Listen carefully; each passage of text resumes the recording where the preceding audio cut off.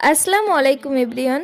আজ ছিল প্রথম রোজা, তাই নামাজ পড়ে চলে গেলাম ইফতার রেডি করার জন্য। ফার্স্টেই ফ্রিজ থেকে সমস্ত ফল যা যা লাগবে সমস্তটা বের করে নিলাম ফ্রিজ থেকে। এবার চিড়েটাকে ভালো করে ধুয়ে ভিজিয়ে রেখে দিলাম কিছুক্ষণের জন্য। এবার শসা গাজর সব কেটে নিচ্ছি, একটা মিক্সচার বানাবো কাঁচা ছোলা দিয়ে।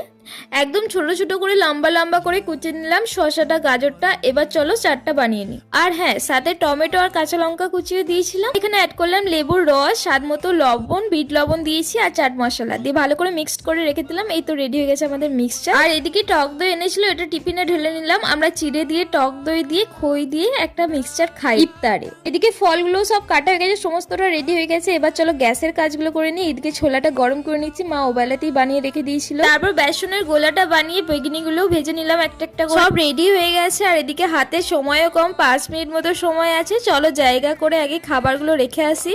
এই তো সমস্ত রেডি হয়ে গেছে, আমরা ইফতারে বসে পড়লাম। আলহামদুলিল্লাহ, একটা রোজা আমাদের কমপ্লিট হয়ে গেল।